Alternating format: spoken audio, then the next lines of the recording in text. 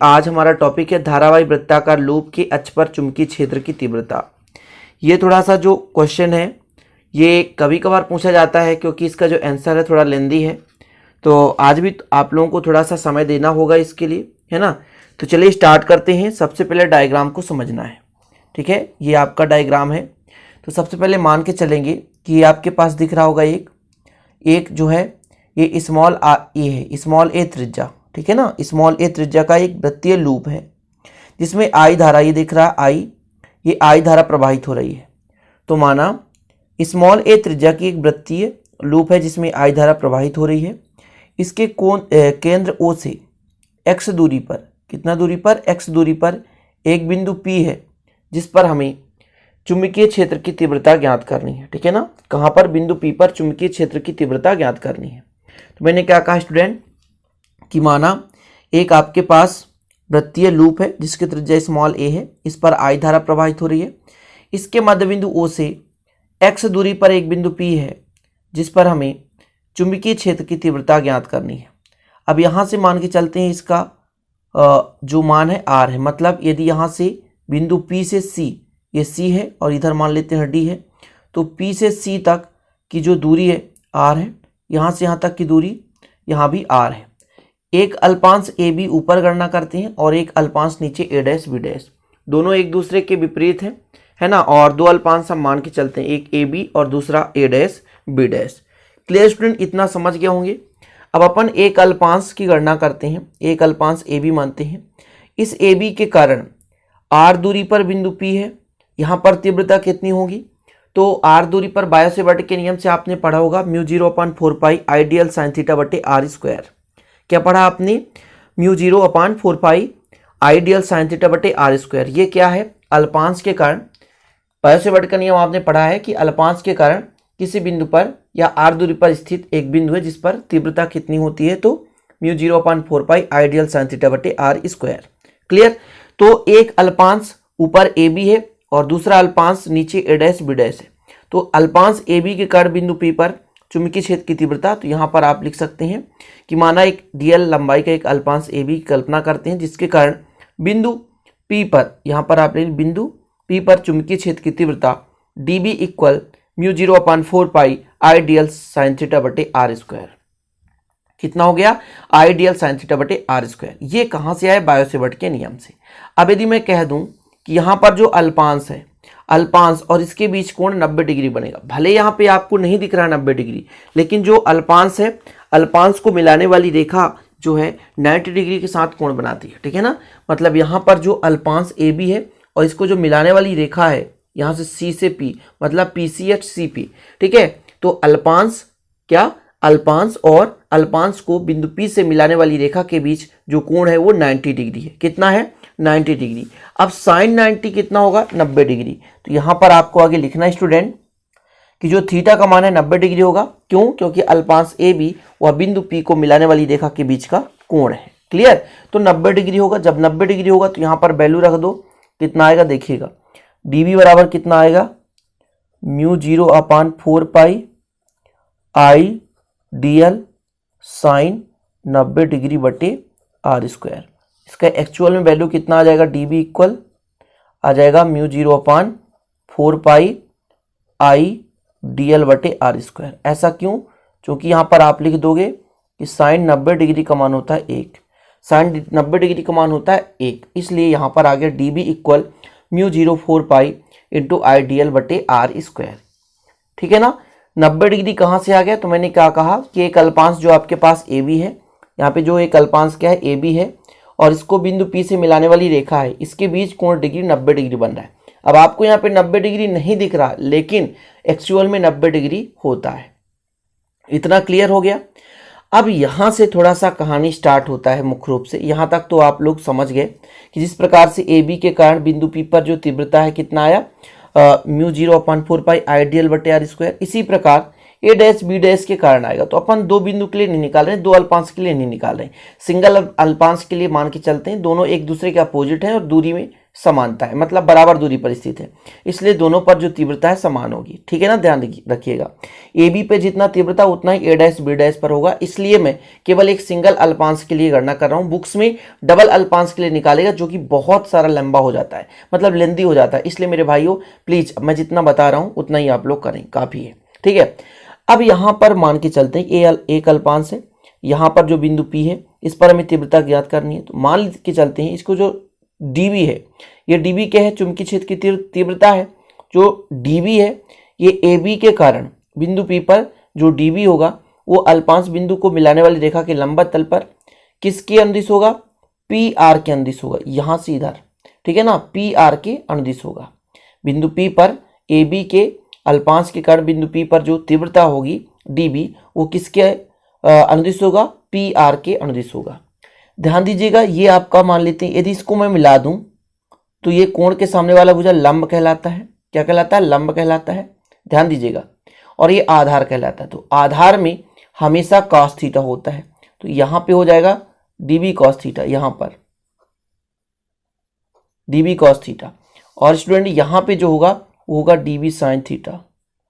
ठीक है, हमेशा याद रखना, क्योंकि ये लंब है, लंब में sin थीटा का सूत्र होता है, तो dB sin थीटा, जितना इधर उतना ही इधर, ध्यान रखिएगा। इसी प्रकार नीचे यदि मैं इसको मिला दूं तो इसके सामने वाली भुजा लंब और ये आधार, और आधार में क्या होता है, cos थीटा, तो dB cos थीटा। और ये जो लंब है, लंब और ये भी लंब समानांतर है, तो ये अर्थात यहाँ पे dB sin थीटा। मतलब जो यहाँ पे जो है स्टूडेंट, यहाँ पर एक बिंदु में दे दूं, या कि dB का जो अनुदिश एक आपके पास यहाँ पर P से आगे बढ़ी हुई रेखा है, यहाँ पर 2 dB साइन फाई है, हर जगह फाई है ना, मैंने थीटा लिख दिया, सॉरी आप लोग फाई कर देना, फाई कर देना मेरे भाई, बस यहाँ पे ऐसा काट दो, बस कुछ भी नहीं है, फाई है तो फाई कर दिया अपन ने। अब ये ऐसा क्यों होता है, तो आप लोग फार्मूला पढ़े होंगे, cos थीटा बराबर होता है आधार बटे कर्ण, कर्ण का मान dB है। ठीक है ना, जब हमको आधार फंसाना है तो आधार बटे कर्ण, तो हमको आधार निकालना है cos थीटा के रूप में, तो dB cos थीटा हो जाएगा। यहाँ फाई है तो dB cos फाई हो जाएगा। लंब में हमेशा dB sin फाई होता है। याद रखना, जब भी लंब में हम दो घटकों में वियोजित करते हैं तो लंब वाले भाग में sin थीटा रहता है, यहाँ पे फाई है तो sin फाई हो जाएगा, और आधार वाले में cos फाई हो जाएगा। ठीक है ना, तो स्टूडेंट आगे क्या लिखना है आपको, चुंबकीय क्षेत्र dB की दिशा अल्पांश AB और अल्पांश को बिंदु P से मिलाने वाली रेखा के लंबवत तल पर PR के अनुदिश है होगा। इस कारण से dB को दो घटकों में वियोजित किया जा सकता है, एक तो dB cos फाई OP के अनुदिश है ना, और dB sin फाई OP के लंबवत PN के दिशा में। यहाँ पर मैंने कहा ये आपके पास dB cos फाई है, dB cos फाई जो है OP के लंबवत PN के दिशा में, यानी ऊपर की ओर। और जो आपका पहला था, पहला कौन सा था, dB sin फाई, वो OP के अनुदिश, मतलब इस रेखा पे OP के अनुदिश यानी आगे बढ़ाते हैं, वहां पर इसकी तीव्रता आ गई। तो dB को दो घटकों में वियोजित कर सकते हैं। ठीक है, ये किसके कारण था, अल्पांश AB के कारण था। अब इसी प्रकार जितना मैंने यहाँ पर लिखा है, इसी प्रकार A डैश B डैश के कारण भी आप लिख सकते हो। इसी प्रकार चुंबकीय क्षेत्र dB की दिशा अल्पांश A डैश B डैश और अल्पांश को बिंदु P से मिलाने वाली रेखा के लंबवत तल पर है ना, किसके अनुदिश होगा, तो अपोजिट हो जाएगा, यहाँ पर जो आपका PR डैश के अनुदिश होगा। ठीक है ना, इसके बाद इसको भी दो घटकों में वियोजित कर सकते हैं। कौन कौन से, एक तो आपका हो जाएगा dB cos थीटा, ये OP के लंबवत PN के दिशा पे, और एक आपका हो जाएगा dB sin फाई या dB sin theta dB sin phi OP के अनुदिश, OP के अनुदिश। यहाँ पर थीटा की जगह फाई है, तो यहाँ ध्यान रखिएगा फाई लेके चलना है। क्लियर, ये आपको समझ में आ गया जितना मैंने समझाया। अब मुख्य रूप से आगे का व्यंजक है। ठीक है, ये डायग्राम हमेशा तैयार रखना, डायग्राम से ही आगे चलकर काम आएगा। तो अब यहाँ पर लिखा गया कि इसी प्रकार अल्पांश A डैश B डैश के लिए dB को दो घटकों में वियोजित किया जा सकता है। तो अपन अब कुछ नहीं लिखेंगे स्टूडेंट, डायरेक्ट अब आगे हल करेंगे। तो वृत्तीय लूप के कारण बिंदु P पर चुंबकीय क्षेत्र की तीव्रता, आगे लिखना आपको, वृत्तीय लूप के कारण बिंदु P पर चुंबकीय क्षेत्र की तीव्रता। वैसे यदि मैं लगाऊं तो टोटल 5 पेजेस में, पूरा यदि हिंदी लिख दिया जाए तो टोटल 5 पेजेस में आएंगे। टोटल के लिए अपन क्या करते हैं, B या तो आप समाकलन लगा दो या तो आप समीशन लगा दो, दो में कुछ भी कर दो। तो मैं एक बात यहाँ करता हूँ, समाकलन लगाता हूँ, समाकलन लगाता हूँ, ठीक है, समाकलन लगाता हूँ। समाकलन क्यों लगा रहा हूँ? क्योंकि स्टूडेंट समाकलन का मतलब होता है यदि एक आप अल्प पृष्ठ के लिए तो संपूर्ण पृष्ठ के लिए हो जाएगा समाकलन, तो संपूर्ण पृष्ठ आ जाएगा। क्लियर, इतना समझ गए। अब यहाँ पर ये देखना है कि जो ओपी का अनुदिश है, देखिए यहाँ पर थोड़ा डायग्राम में समझिए, ये जो ओपी का अनुदिश है यहाँ पे तीव्रता होगा, बाकी यहाँ पर डीबी और डीबी कॉस फाई एक दूसरे के अपोजिट है, समान है, इसलिए एक दूसरे को निरस्त कर देंगे। केवल हम इसी के अनुदिश का तीव्रता निकाल सकते हैं, केवल। क्यों? क्योंकि ये अनुदिश पे है, बाकी डीवी जो कॉस फाई है ऊपर नीचे एक दूसरे के विलोम है ना, इस कारण से एक दूसरे को क्या कर देंगे, कैंसिल कर देंगे। क्लियर, इतना समझ गए आप। चलिए, तो यहां पर अपन क्या कर सकते हैं, तो समाकलन का चिन्ह डीवी साइन फाई, कितना हो गया। अच्छा, डीवी का मान कितना है, डीवी का मान तो आप लोगों ने पढ़ा है, अभी निकाली थी, mu 0/4 pi I D L बटे आर स्क्वायर और साइन फाई, तो साइन फाई हो गया। यहाँ से जो भी कॉमन है तो उसे कॉमन ले लो, समझ रहे हो। वैसे तो अभी कॉमन नहीं लेंगे, साइन फाई का मान यहाँ पर रख सकते हैं, लेकिन जो भी कॉमन है तो कॉमन ले सकते हो।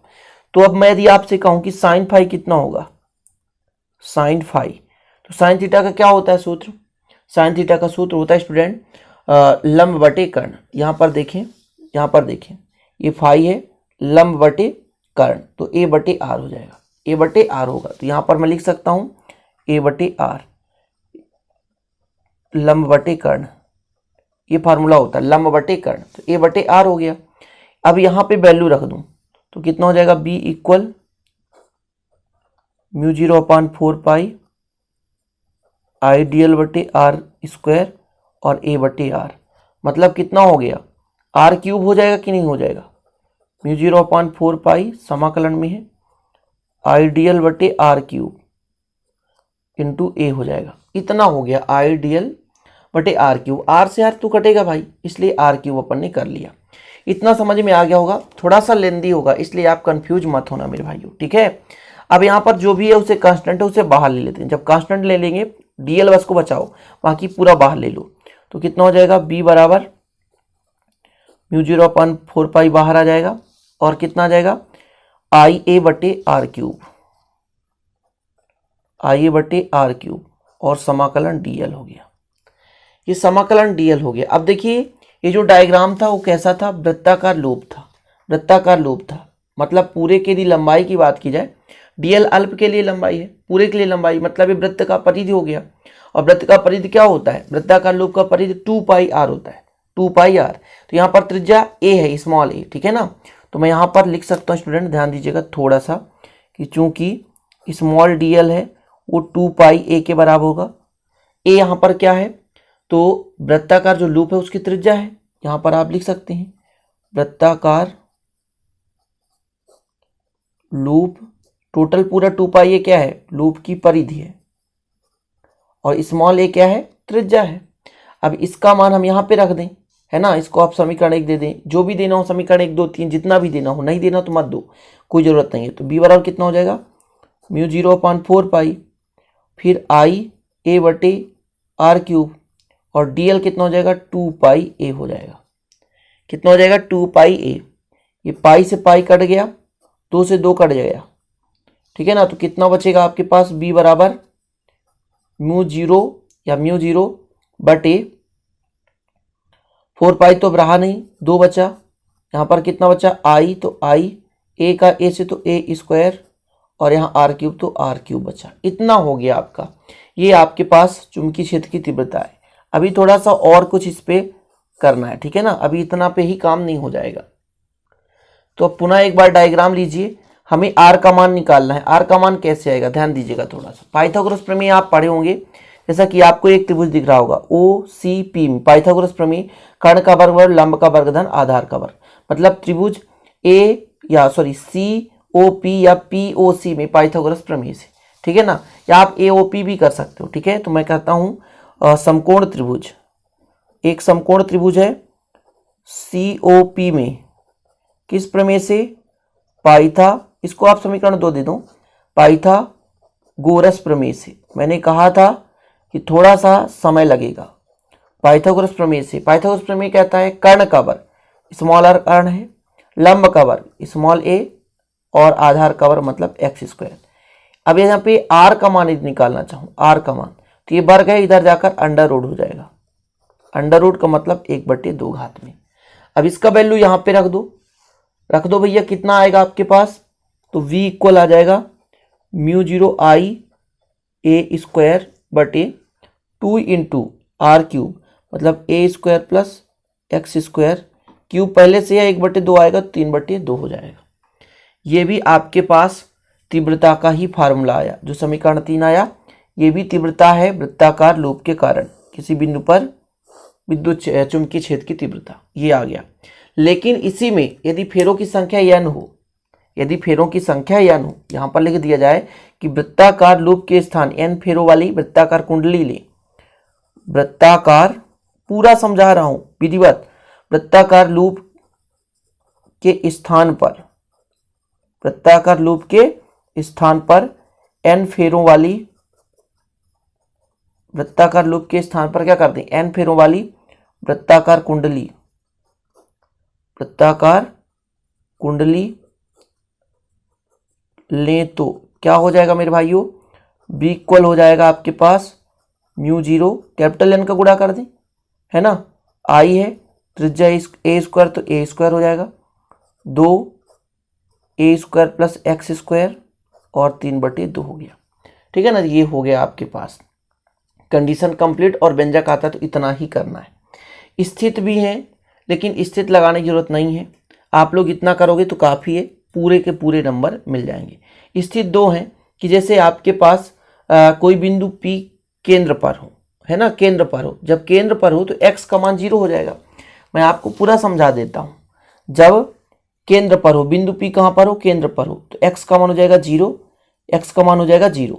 ठीक है ना, यहाँ पर यदि मैं कह दूँ कि जब बिंदु, पहला कंडीशन है, जब बिंदु P कहाँ पर हो, केंद्र पर हो, केंद्र पर, तो x बराबर कितना हो जाएगा 0। जब x बराबर 0 हो जाएगा स्टूडेंट, यहाँ पे x बराबर 0 हो जाएगा तो b का मान जानते हैं कितना आएगा, μ0 n i a स्क्वायर बटे, देखिए ये 0 हो गया, स्क्वायर से स्क्वायर कट गया, 3 बचेगा, मतलब 2a क्यूब आ जाएगा। ये आपके पास आ गया। कंडीशन है, कंडीशन है, समझ रहे हैं। और जब यदि x का मान बहुत छोटा हो a से, यदि x का मान बहुत छोटा हो a से, मतलब बहुत दूरी पर स्थित हो, जब बिंदु P बहुत दूरी पर, मतलब जैसा हमने यहाँ पे x दूरी पर लिया है लेकिन बहुत दूरी पर स्थित हो, उस कंडीशन में क्या करेंगे कि स्मॉल x को यहाँ पर, सॉरी स्मॉल a को उपेक्षा कर देंगे। ठीक है ना, स्मॉल a को उपेक्षा कर देंगे। तो आप लोग केवल इतना ही समझे स्टूडेंट, ठीक रहेगा। ठीक है ना, तो मैं जितना बताता हूँ यदि इतना लिख देंगे आपको पूरे के पूरे बराबर नंबर मिल जाएंगे। अब यदि मैं पूरा लिखाता, जितना मैं बोला हूँ पूरा लिखाता, तो 5 से 6 पेज कम से कम आते। लेकिन इसके लिए भी आपके लिए मैं मेहनत किया, थोड़ा सा कम किया। बुक्स में बहुत सारा लंबा चौड़ा इतिहास लिखा हुआ है, लेकिन मैं जितना कराया हूँ आशा करता हूँ उतना आप लोग कर लोगे। तो चलिए स्टूडेंट, इजाज़त दीजिए, फिर मिलते हैं अगले वीडियो में। अच्छा लगे तो प्लीज़ लाइक जरूर कर देना, दोस्तों के साथ शेयर कर देना, नहीं तो चैनल को सब्सक्राइब कर बेल आइकन जरूर प्रेस कर लेना है, ताकि इसी प्रकार की वीडियो का नोटिफिकेशन आपको मिलता रहे। मिलते हैं अगले वीडियो में, तब तक के लिए जय हिंद, वंदे मातरम।